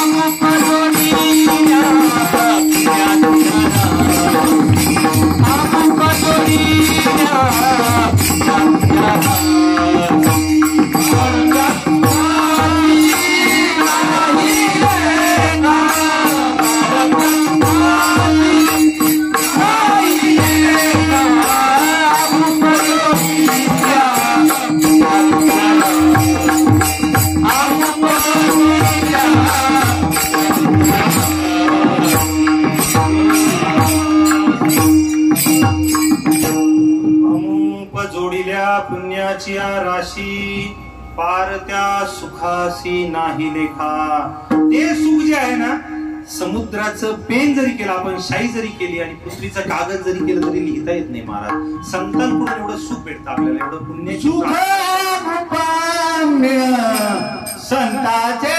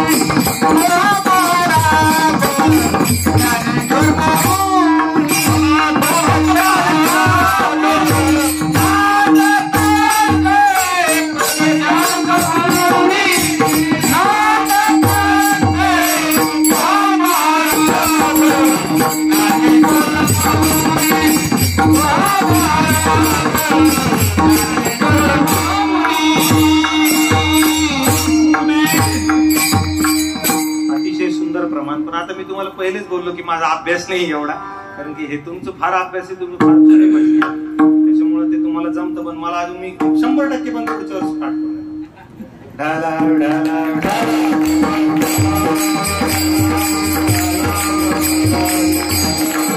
तर सुखरूप ऐसे तुझे कोण सांगा, माझ्या पांडुरंगा सारी खाते. भगवंताच्या ठिकाणी सुखरूपता तर आहेच, पण संतांच्या ठिकाणी सुद्धा आहे. फक्त भगवान आणि संत हे दोनच असे ठिकाण आहेत का त्यांच्याकडे तुम्हाला सुख भेटल. आपण जर प्रापंचिक सुखाला जर सुख म्हणतो, हे सुख नाहीये महाराज, हे फक्त मृगजळ. तुम्हाला पाणी जसं उन्हात तुम्हाला मृगजळ दिसतं तहान लागल्यावर, तसं आहे महाराज, हे सुख नाहीये. आणि ते विषयाचे जे सुख, विषयामुळे जे आहे ना आपल्याला हे सुख वाटतं, हे विषय बघा म्हणते विषयाचे जे सुख ते केवळ परम दुःख. परी काय की जे मूर्ख नसेविता नसरे, माऊलीने त्यांना मूर्ख म्हटलेलं आहे महाराज. विषयात जर तुम्हाला सुख वाटत असेल तर त्यांच्या एवढा मूर्ख कोणी नाही. आणि म्हणून मृत्यूलोकी सुखाची कहाणी आणि ऐकी जेल कवनाची श्रवणी, कैची सुखनिद्रा अंथरुण इंगळाच्या अंथरुणावर तुम्ही पडलेले. तुम्ही कोणाची सुखाची कहाणी जर तुम्ही ऐकता, काही तथ्य नाही त्या गोष्टीत, कारण की माऊलीच्या ह्याच्यात त्याला 0 मार्क आहेत. तुम्ही जर सुखाची गोष्टी करता, बापर कथा सोडता, त्याच्यात काही नाही. तो तुम्ही कितीही सुखी माणूस दिसू द्या, कितीही आईडबाज दिसू द्या, कितीही पैशावाला दिसू द्या, त्याकडे जाऊन बसा, 15 मिनिटानंतर तो तुम्हाला दुःख सांगायला सुरू करतो. फार तर फार 15 मिनिटं पढाया करतो, नंतर म्हणाला अरे यार लेखच नाहीये, असंच नाही, ते काट खराब निघलं, हे असं निघलं, एवढी स्टेट करून ठेवली. काही ना काही त्याला दुःख आहे मान, कारण की तुम्ही सुखाची त्यांच्याकडून कल्पना सुद्धा करूच नाही. कारण की ह्याला भगवंतानी अनित्यम असुखम म्हणलेलं आहे ह्या लोकांना. हे असुख आहे, त्याच्यात सुखाची कुठं प्राप्तीची आपण यत्किंचितही सुद्धा आपल्याला अपेक्षा करण्याचं काम नाही. पण संतांच्या ठिकाणी ते आहे. संत तुम्हाला सुखरूप करतात महाराज, कारण की संतांना ती मुभा दिलेली आहे संत भगवंताने की तुम्ही यांना सुखरूप करू शकता. म्हणून आपण संतांच्या शरण जायला पाहिजे. आपल्याला जर पुण्य करायचं असेल, आता तुम्ही पुण्य वगैरे जोडतात, अनेक चांगले चांगले कर्म करतात, अनेक परमार्थमध्ये सुद्धा लोक आहेत, पण त्या पुण्याचं फळ काय? त्रैविद्यामाम सोमपाप पूत पापा यज्ञैरिष्ट्वा स्वर्गतीं प्रार्थयन्ते ते पुण्यमा साध्य सुरेंद्र लोक मश्नंती दिव्यांती विदेव भोगा. आता तुम्हाला इंद्रलोक स्वर्गलोक वगैरे भोगायला भेटतील, पण ते तर भुक्त्वा स्वर्गलोकम विशाल क्षीणे पुण्य मर्त्य लोकम विशंती, परत मृत्यू लोकात यावं लागतं. ते भोग आहे महाराज. तुम्हाला जरी पुण्य वाटत असेल तरी ते भोग आहे. आणि असंही एक पुण्य आहे ज्याला मोक्ष प्राप्ती होते, पण ते मोक्ष सुद्धा यांच्या समोर ठेंगणं वाटतं. असं रामायणामध्ये उल्लेख आहे. आत स्वर्ग अपवर्ग सुख धैर्य तुला एकं तुलनताही सकल मिली जो सुखल वसत संग सियावर रामचंद्र पद जय शरण बोलो जय सिया राम जय जय सिया राम जय सिया राम जय सिया राम जय सिया राम जय सिया राम जय सिया राम. रामायणामध्ये एक चोपाई आलेली, अतिशय सुंदर अशी चोपाई, की जेव्हा लंकेचा आणि मारुतीरायांचा संवाद झाला ना, की लंकिनी जी आहे ना, हे ब्रह्मदेवानी पाठवली होती. जेव्हा रावणाला वर दिला होता ना, तेव्हा लंकिनी सुद्धा त्याच क्षणाला पाठवलं होतं की लंकेची तू रक्षा कर. आणि लंकिनीनं तेव्हा विचारलं होतं की माझी मर्यादा कितीपर्यंत, माझी सेवा करण्याची इथं मला किती दिवस पहारा द्यावा लागेल म्हणे, माझी कधी अवधी संपल म्हणे. तर ब्रह्मदेव त्यांना म्हणले होते की एक राम भक्त तुम्हाला येऊन भेटतील आणि तुम्हाला एक मुष्टी प्रहार करतील म्हणे जोरात, तुम्ही अर्ध मेले होताल म्हणे. तेव्हा समजायचं रावण सुद्धा संपणार आहे, तुमचंही उरकून घ्यायचं इथून आता, तर तुम्ही पण निघून जायचं. तर ते तसे मला ब्रह्मदेव म्हणले होते म्हणे. आणि तो दिवस आज आला म्हणे, तुम्ही मुष्टी प्रहार केलं. आणि ते त्यांनी जो दोहा म्हणलेला आहे तो लंकिनीने म्हणलेला आहे की तात स्वर्ग अपवर्ग सुख. म्हणजे तात म्हणजे मोठ्या माणसाला आपण जसं म्हणतो वडीलधाऱ्या माणसाला, तो म्हणून तात असा शब्द आलेला आहे. तात स्वर्ग अपवर्ग सुख, स्वर्गाचं सुख. अपवर्ग म्हणजे मोक्ष. धैर्य तुला एकांग, एका तुला जरी ते धरलं आणि तुला न ताही सकल मिली जो सुख लवसत. म्हणजे ह्या एका क्षणाची हे सुख बरोबरी करू शकत नाही. म्हणजे जे मारुतीरायांसोबत त्यांचा जो तेवढा संवाद आहे ना, तेवढं त्यांना जे दर्शन झालं, तेवढ्यात त्यांना हे वाटलं की तुमच्यासारखे राम भक्तांचं मला दर्शन झालं, ह्याच्यापेक्षा तर मोक्षाचं सुखही नको, स्वर्गाचंही सुख नको. म्हणून असं जे सुख होतं आणि असं आपल्याला एकदा सुख आपल्या जीवनात झालं, संत भेटीने झालं, आपला जर सगळा कचरा निघून गेला महाराज, आपल्यात स्वच्छता आली, आपली दुरुस्ती झाली, आपली दिवाळी झाली, तर मग तो दिवस कसा होतो अभंगाच्या तिसऱ्याच्या. धन्य दिवस आजी झाला सोनिया, धन्य दिवस आजी झाला सोनिया, धन्य दिवस आजी झाला सोनिया, धन्य दिवस आजी झाला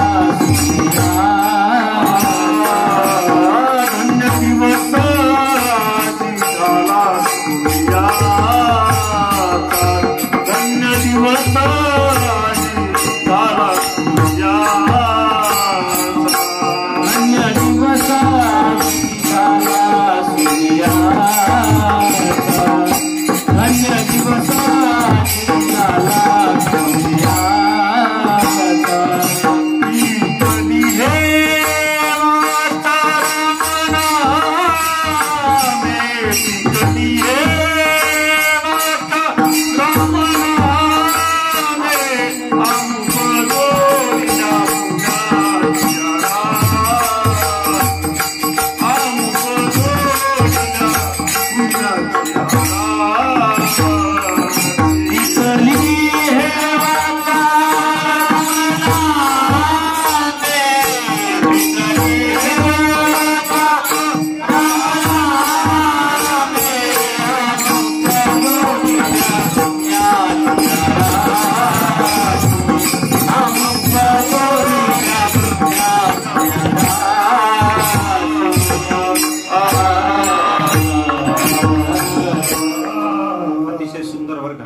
धन्य दिवस झाला सोनियाचा, पिकली हे वाचा राम नामे. राम नामाचं पीक आपल्या आयुष्यात लागतं महाराज. आणि असं पीक महाराज की त्याला काय विचारता, असं देखिता डोळा बैसीला म्हणे, असं पीक आपल्या याच्यात लागतं आणि धन्य होतो महाराज दिवस. आणि आपलं पूर्ण जीवन धन्य होतं महाराज. दिवस काय, संत भेटीनं दिवस नाही तर पूर्ण जीवन आपलं धन्य होतं. असं संतांच्या भेटीचं महात्म आहे. संतांनी जर काही जरी सांगितलं, आपण त्याच्यावर विश्वास ठेवला, आपण जर पूर्ण भावाने त्याच्यावर विश्वास ठेवला, तर भगवान प्रभू तुम्हाला दर्शन देतात महाराज. ही आपली कथा रामायणामध्ये आलेली की फक्त संतांच्या शब्दावर विश्वास ठेवा, ते तुमचं दिवस एक दिवशी धन्य करतात. आणि ही शबरीची कथा तुम्हाला सांगून जाईल. सगळ्यांना माहिती आहे, सर्व इथं सर्व श्रोते आहेत, सगळ्यांनी रामायण पाहिलेलं आहे, वाचलेलं आहे, ऐकलेलं आहे. शबरी माता जेव्हा, पण तुम्हाला मी थोडं नवीन त्याच्यात सांगतो की 5 वर्षाच्या शबरी माता होत्या आणि 5 वर्षाच्या असताना त्यांचं लग्न ठरलं आणि त्या प्राण्यांसोबत खेळायच्या. भिल्ले समाजात आजचे नीच कुळात त्या जन्माला आल्या होत्या. तिथं ससे राहायचे, त्यांच्याकडे हरिण राहायचे, पण ते कशा करता राहायचे, मारून त्यांना कापून खाणे करता, हे त्यांना माहिती नव्हतं शबरी मातेला. 5 वर्षाच्या होत्या, त्यांच्यासोबत खेळायचं. 5 वर्ष त्यांचं लग्न ठरलं आणि शबरी मातेनं लग्न ठरल्यानंतर असं समजलं हे सगळे जे प्राणी आपण त्यांच्यासोबत खेळतोय त्यांना हे मारून टाकणार आहे ना, आपली मेजवानी करणार आहे लग्नाची. तशाच उठल्या महाराज शबरी माता, रात्रीत पळ काढला आणि मातंग ऋषीच्या आश्रमात येऊन थांबले आणि मातंग ऋषीची सेवा केली महाराज. निस्वार्थपणे सेवा 16 वर्षाच्या होईपर्यंत. किती, 5 ते 16, 11 वर्ष सेवा केली महाराज. मातंग ऋषींना जेव्हा निजधामाला जायचं होतं तेव्हा ते सांगून गेले की प्रभू श्रीरामचंद्र तुला एक दिवशी भेट देतील. काय म्हटले, एक दिवशी भेट देतील. काहीच नाही. कोणता दिवस, काय दिवस, काहीच सांगितलं नाही. विश्वास ठेवला महाराज. संतांच्या शब्दावर विश्वास ठेवा. संत जर म्हणले तुमचं उद्धार होऊन जाईल, 100% होणार. तुमचं कल्याण होऊन जाईल. फक्त त्याच्यावर अविश्वास नाही पायी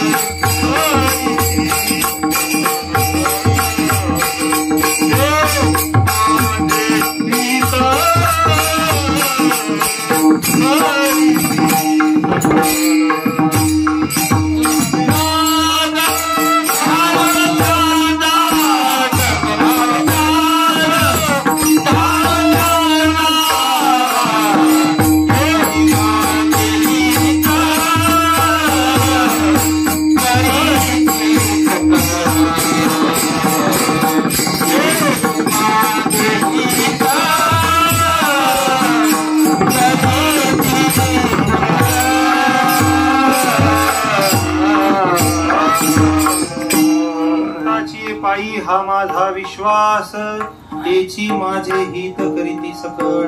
आपलं हित संत करतात, त्याच्यामुळं आपण फार कीर्तनन, फार प्रवचनन, फार कथा ऐकण्यात काही मजा नाही. आपण त्याच्यातून बोध किती घेतो, आपण किती विश्वास ठेवतो कोणावर. कारण की धर्मराज जे होते ना, त्यांना शिकायला जेव्हा पाठवलं होतं तर फक्त सत्यम ब्रूयात एवढंच म्हटलं होते गुरुजी, उठून उभे राहिले महाराज. एवढंच आयुष्यभर झालं तर पाहिजे. आपणही तसंच संतांच्या शब्दावर विश्वास ठेवा. काहीतरी आपल्या जीवनात उतरून घ्या, काहीतरी राम नामाची आवड लावून घ्या, काहीतरी आवड लावून घ्या. कथेला लावा, प्रवचन करा, ज्ञानेश्वरी वाचा, गाथा वाचा, काहीतरी करा. भगवंताला जे आवडेल ते करा. आवडे देवासी ऐका तो प्रकार, नामाचा उच्चार रात्रंदिन. नामाचा उच्चार करा. काही नाही येत ना, राम राम म्हणा, पण करा. संतांवर विश्वास ठेवा. जे संत करून गेले, जे भामरे बाबा करून गेले ते करा. त्यांनी काही वेगळं काही कसरत केलेली नाही महाराज उद्धार करता. आपण त्यांची पुण्यतिथी साजरी करतोय, 19 वर्ष झाल्या. त्यांनी काही वेगळी कसरत केली का उद्धार करता? त्यांनी फक्त भगवंताचं नाव घेतलं का? त्यांनी फार येणे दिले का? कुठं तीर्थाला गेले का? तिकडून इकडे आले का? इकडून तिकडे गेले? तीर्थ करावं ना, पण शरीरात बळ असेल तर. आपल्या शरीरात बळ नाही, उगं जर्नी म्हणून करावं. त्याच्याकरता फक्त राम राम घ्या. त्याच्यात तुम्हाला सगळे तीर्थ तुमच्या पायाजवळ. एवढं त्या नामात शक्ती आहे. फक्त तुम्ही घ्या. फक्त संतांच्या शब्दावर विश्वास ठेवा. संत म्हणतायत का नाम घ्या, नाम. तुमचं 100% त्याच्यात उद्धार होणार. आणि असे जे संत आहेत आपला उद्धार करतात. शबरी मातेचं केलं महाराज. आले महाराज भेटायला, पूर्ण अश्रूने चरण धुतले शबरी माते. आला तो दिवस आनंदाचा. आणि भगवान श्रीरामचंद्र प्रभू स्वतः आले महाराज. स्वतः आले, 9वीदा भक्ती सांगितली शबरी मातेला. एवढा अधिकार झाला महाराज. फक्त काय केलं? काही शिकलेलं नव्हतं, काही नव्हतं. 96 वर्षाचे शबरी माता झाले. 80 वर्ष त्यांनी प्रतीक्षा केली. आपलं प्रतीक्षेचं तुम्हाला सांगतो धोरण मी. एक माणूस होता आणि अतिशय जीवनानं निराश असा झाला आणि थकून एका दगडावर बसलं जाऊन. आणि काय म्हणे, देवा काय जीवन दिलं म्हणे तुम्हाला, काय दरिद्री अवस्था म्हणे माझी, खायला भाकरी नाही तर कशाला काही नाही. काही लोक नुसते फडफड बोलतात म्हणे, काय तू जीवन दिलं म्हणे, याच्यापेक्षा संपवलेलं बरं. पण मग देवाला त्याची दया आली. त्यानं करून आर्त भावानं बोलला. देवाला वाटलं याचं काहीतरी उपकार, काम चांगलं करावं, याचं काहीतरी चांगलं करून जाऊ आपण. आकाशवाणी झाली म्हणे, तुझ्या दगडावर बसलेला आहे. असं चांगलं मोठं दगड होतं दगडावर, त्या दगडावर बसलेला आहे म्हणे. फक्त त्या दगडावर 24 तास असं म्हणे की हा दगड सोन्याचा हो, दगड सोन्याचा हो, एवढंच म्हणायचं म्हणे. तो सोन्याचा होऊन जाईल. आकाशवाणी झाली. मग तू सुखानं ते सोन्याचे तुकडे कर, काय करायचं ते कर. आता ह्या माणसानं सुरू केलं, दगड सोन्याचा हो. हात जोडले महाराज विश्वासानं, वा वा म्हणे, आपलं भगवंतानी काम केलं. दगड सोन्याचा हो. 6 तास झाले महाराज, 8 तास झाले. हा पाहायला लागला खाली काही पिवळं होतंय का थोडंफार, काय आपण 8 तास झाले म्हणे. दगड सोन्याचा हो, दगड सोन्याचा हो. 8 तास झाले, 10 तास झाले, 12 तास झाले महाराज. पुढं कावीळ सारखं सुद्धा थोडे लक्षण दिसायला आणि थोडं पिवळं पडायला तयार नाही. यार काय आकाशवाणी काही फालतू फुकटचीच नव्हती, काही लक्ष देईना. अविश्वास महाराज, विश्वास ठेवा. 12 तासानंतर विश्वास डगमगला. 18 तास झाले दगड सोन्याचा हो, 23 तास झाले, काहीच फरक दिसायला त्यांनी तसंच काळकुट. अरे यार फसवेगिरी झाली. म्हणे नाही सोन्याचं तर पितळाचं तरी हो, नाही सोन्याचं झालं महाराज पितळाचं 1 तास. मग दम निघत नाही माणसाला. फक्त आपण भगवंतावर विश्वास ठेवा, संतांच्या शब्दावर विश्वास ठेवा. संत हेच भगवंत आहेत महाराज, त्यांनीच त्यांना पाठवलेलं आहे. त्यांना एवढ्या लोकांकडे लक्ष द्यायला वेळ नाही भगवंताला, म्हणून त्यांनी संतांना आपल्यामध्ये पाठवलं की ते भगवत स्वरूप आहेत आपल्याकडे, आणि त्यांच्या शब्दावर विश्वास ठेवा. आणि अशा संतांच्या ठिकाणी आपण जीव जरी आपला दिला तरी कमी. अभंगाच्या तुका म्हणे काय होतराय, तुका म्हणे काय होतराय,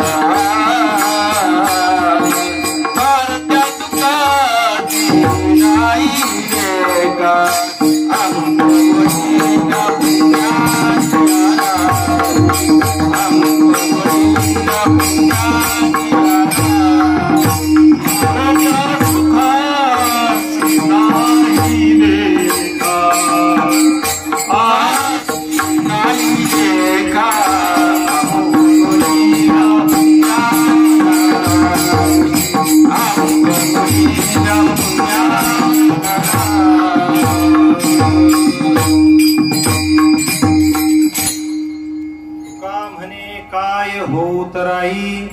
जीव ठेवू पायी संताची. सर्वात आवडती वस्तू जी आपली ते जीव आहे महाराज. आणि तुम्हाला जर पटत नसेल तर एक अकबर बिरबलांची कथा सांगतो मी तुम्हाला, की अकबर बादशाहाने का असे नवीन नवीन प्रश्न विचारत फार छंद होता महाराज. त्यांनी ते 9 वगैरे ते सगळे असे ठेवलेले होते, 9 ते पूर्ण ते त्याला उत्तर देणारे असे हुशार लोक त्यांनी ते बसवले होते. त्याच्यातच बिरबल सुद्धा होते. त्यांनी एक प्रश्न विचारला, सर्वात आपल्याला आपल्या जवळची वस्तू, आपल्याला सर्वात आवडणारी वस्तू कोणती? सर्वांनी वेगवेगळे दिले. आम्हाला राजा तुम्ही आवडतात म्हणे, कोणी म्हणलं आम्हाला राज्य आवडतं, कोणी म्हणलं आम्हाला घर आवडतं, कोणी म्हटलं बायको आवडते, कोणी म्हणतं पोरं आवडतं, कोणी कुत्रे म्हणायला लागलं महाराज आवडतं. कुत्रे सुद्धा बऱ्याच लोकांना आवडतात महाराज. तुम्ही सकाळी संध्याकाळी तुम्हाला विश्वास नसेल तर बघा, कुत्रे घेऊन फिरतात. कुत्रे काय अवस्था झाली महाराज. कुत्र्यावर लोक जीव लावायला लागले, कुत्र्याचे वाढदिवस साजरे करायला लागले. फार आपण कलियुगाच्या फार वाईट ह्याच्यात आहे, आणि ह्याच्यात आपल्याला फार सुकृतानं हा निर्णय भेटला, आणि चांगल्या संगती भेटल्या, चांगलं परिवार भेटलं, चांगलं घराणं भेटलं, आणि उद्धाराचं असं गोल्डन चान्स आहे. 84 लाख योनी जरी फिरून आपण येतो तरी मी एक महाराजांच्या मुखातून ऐकलं का 4 कोटी वर्ष त्याला लागतात. 84 लाख तुम्हाला छोटा आकडा वाटत असेल ना, तर 4 कोटी वर्ष त्याला फिरायला लागतात 84 लाख योनी. मग एवढं तुम्हाला जर फिरायचं नसेल आणि तुम्हाला जर या संधीचं सोनं करायचं असेल तर भगवत भजनाला लागा. कोणावरही प्रेम करू नका, आलतू फालतूवर, भगवंतावर करा. कारण की आपण हे प्रेम करतच आलेलो आहे 84 लाखांमध्ये, विषय भोगत आलो महाराज. आणि तेच जर ह्या जन्मात केलं तर काय उपयोग आहे तुम्ही सांगा. जर चष्मा बनवलाय आपण, डोळ्यावर आपण ठेवलाय आपल्याला पाहण्यासाठी, तो आपण इथं लावून ठेवला तर काय उपयोग आहे. तसं मनुष्य देह वाया जाईल तुमचं जर तुम्ही नुसतेच वाढत गेले, विषय भोग घेत गेले, खाया पिये म्हणजे झोपले मेले, आणि उपजले मेले ऐसे किती असं नाथ महाराजांनी सांगितलं. काहीच उपयोग नाही महाराज त्याचा. त्याच्यामुळे प्रेम कोणावर करायचं ते पण लक्षात घ्या, ते प्रेम आपण भगवंतावर केलं पाहिजे. सोनियाचा दिवस वेळ झाला पुरुष महाराज. थोडंसं बोलायचंय मला. आता जे आहे ते विठाला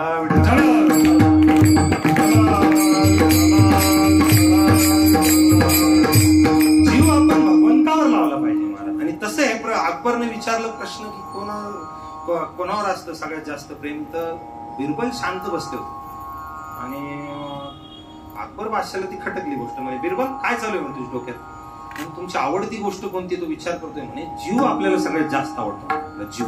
म्हणे काही बोलतो का, म्हणे तू सिद्ध करून दाखव. सिद्ध करतो म्हणे महाराज. एक हौद बनवला महाराज मोठा असा उंच, त्याच्यात एक माकडीन टाकली खाली, एक पिल्ला असं त्याच्यात नवजात झालेलं पिल्लू दिलं, त्याच्यात टाकलं, पाणी भरायला सुरुवात केली महाराज. माकडीनं पिल्लू उचललं, छातीला लावलं महाराज. पाणी यायला लागलं, त्याच्या पोटापर्यंत आलं, तिने डोक्याजवळ घेतलं. अकबर म्हणलं काही बोलतो म्हणे, तिला त्याचं लेकरू आवडतं. तो जो म्हणला होता तो बरोबर आहे म्हणे, लेकरावर प्रेम असतं. बघत चला म्हणे महाराज, बघत चला. पूर्ण कुठं झाला अजून, आलं महाराज, तोंडापर्यंत पाणी आलं, डोक्यावर घेतलं. गटंगाळे खायला लागली माकडी, बालक घेतलं, पायाखाली टाकलं महाराज, बालकावर. हे असतं महाराज, जीवावर माणसाचं सगळ्यात जास्त प्रेम असतं. आणि ते जीव जरी आपण संतांच्या पायावर वळून टाकलं ना, तरी त्याची पूर्तता होत नाही महाराज. एवढे संतांचे आपल्यावर उपकार आहेत. म्हणून आपण जे ना संतांच्या ठिकाणी विश्वास ठेवू. आणि काय हा शब्द तुकोबाराय वापरतात. तुका म्हणे काय, काय हा प्रश्नार्थक सुद्धा आहे आणि अपूर्णत्व दर्शवतो महाराज. हा शब्द अपूर्णत्व दर्शवतो. आता मी एखाद्याला विचारलं तुमचं नाव काय, so and so Ramrao, Wamanrao, काही तुम्ही सांगता. पण मी तुम्हाला विचारलं समुद्रात पाणी किती आहे, काय सांगावं आता, अपूर्णता आहे महाराज. तुम्ही नाही सांगू शकत पाणी किती. तुम्हाला पटण्यासाठी सांगतो, मी आता द्वारकेचा शोध घेतला होता आता मागे 3-4 वर्ष अगोदर. जी जलमधले द्वारका आहे ना, तर किनाऱ्यावर 600 मैल खोल जावं लागलं. किनाऱ्यावर जो समुद्र 600 मैल खोल आहे, त्याची पात्रता किती असेल, त्याचं पाणी किती असेल, नाही सांगू शकत आपण. काय सांगा, तिथं शब्द अपुरे पडतात महाराज. जिथं काय वानू आता न पुरे हे माने, मस्तक चरणी ठेवीत असत. संत संगतीचे काय सांगू, काय हा शब्द अपूर्णता दर्शवतो महाराज. काय सांगणार आहे आपण संतांबद्दल, काय सांगणार आहे. पण चरणी ठेवी जे माथा ते भले, फक्त आपण चरणावर डोकं ठेवू शकतो महाराज. आणि असं आपण जर केलं तर आपल्याला निश्चितच आपला दसरा ते काढतात आणि आपल्या दसऱ्याचं दिवाळीत रूपांतर करतात. म्हणजे आजचा जो सण आहे ना खरा, तो सार्थकी लागतो. नुसते आपट्याचे पानं वाटून दुसऱ्यांना शुभेच्छा देऊन हा सण साजरा होत नाही महाराज. आपण जर आपल्यात काही परिवर्तन केलं, आपला मोह घातला, आपली वासना जर निमाली, तर या दसऱ्याला काही अर्थ आहे. नाही तर असे किती आले आणि किती दसरे गेले महाराज आपल्या आयुष्यात, त्याचा उपयोग नाही ना. तुम्ही उपयोग करून घ्या. सण कशा करताय, आपल्यात परिवर्तन करण्याकरता. जसं दसऱ्याला आपण झटकून बिटकून नीट करतो, तसं स्वतःला का नाही करतो. हा प्रश्न कधी आपण विचारला का स्वतःला, की आपण जसं घराला झटकतोय त्याला सुद्धा स्वच्छतेची गरज आहे, निर्जीव असून. तर मग आपण तर चालू आहे ना, आपल्या भगवंताचा तत्व आहे, मग आपल्याला झटकाझटकीची गरज नाहीये का. मग दसऱ्याला जर घर साफ करतो तर आपण एकदा तरी ह्याला साफ करावं. एकदा ज्ञानेश्वरी वाचा, एकदा गाथा वाचा. अतिशय दुर्मिळ ग्रंथ आहेत महाराज आणि आपल्याला ऐकते. आपल्या महाराष्ट्रात आपण जन्माला आलो, आपले संत आपल्या आजूबाजूला आहेत आणि संतांच्या सानिध्यात आपण, आपल्या जवळ नाथ महाराज आहेत. आपण अतिशय सानिध्यात आहे संतांचे. काहीतरी आपल्या जन्माचे मागच्या अनेक जन्माचे सुकृत की आपण अशा वातावरणात आहोत की आपल्याला भगवत प्रेम आहे. तर सप्ते होतात, भगवंताचं भजन होतं, कीर्तन होतं, सगळीकडे जायला. जिथं नाही जमत, मी असं म्हणत नाही का संसारात फार काम असतं, पण जिथं जमत तिथं जायला पाहिजे, करायला पाहिजे, नामस्मरण करायला पाहिजे आणि आपल्या जीवनाचं कल्याण करून घ्यायला पाहिजे. हेच संतांचं सुद्धा हेच सांगणं आहे आणि ह्या अभंगाचं सुद्धा हेच सांगणं आहे.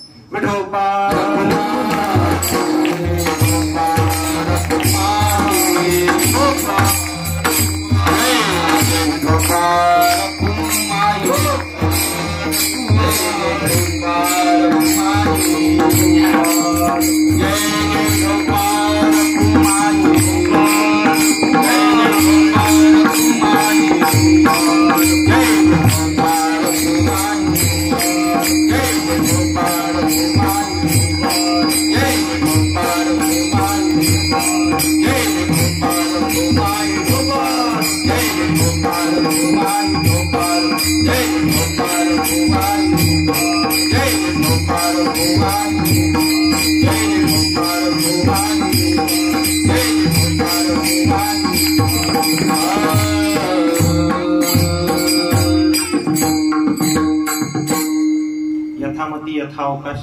अभंगाचा भाव सांगण्याचा मी माझ्या तोडक्या मोडक्या शब्दात प्रयत्न केला बरं का.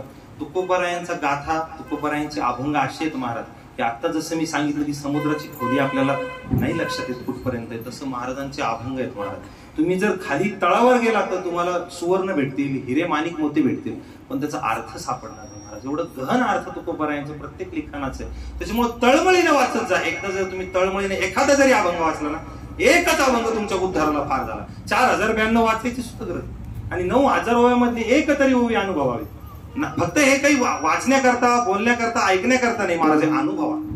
हे चांगलं वाटतं बोलायला म्हणून नाही, पण तुम्ही स्वतः याच्या जीवनात अनुभव घ्या, तुम्हाला नक्की फरक पडेल. आणि मी का बोलतोय हे, कारण की माझ्या स्वतः ती दुरुस्ती झाली मला. कारण की मी आता तुम्हाला काय बोलणार आहे, मी उगा कसं आहे, मी भाऊक होऊन जातो फार म्हणून, पण माझ्याच स्वतः मी ती दुरुस्ती केलेली आहे. म्हणून तुम्ही सुद्धा करून घ्या, तुमच्या संधीचं सोनं करून घ्या. मलाही कळलं महाराज की हा मनुष्य देह दुर्लभ आहे महाराज, कधी संपल त्याचा नियम नाही महाराज. कारण की आपण जरी म्हणतोय धडधाकट वगैरे, तर आज दिसलेला माणूस उद्या दिसत नाही, कधी कधी रात्रीच खेळून जातो महाराज. मग हे तुम्ही अनिश्चितता समजा संसाराची, भगवंताची अनिश्चितता समजा, की तुम्हाला इथं ठेवलंय, आजपर्यंत जीवन ठेवलंय, बर्वे झाले आजीवरी, वाचून आलो येथोरी, आणि ते उरले ते हरी तुम्हा समर्पण. असं समर्पण करा भगवंताच्या ठिकाणी आणि आपलं जीवनाचं कल्याण करून घ्या. ज्ञानेश्वर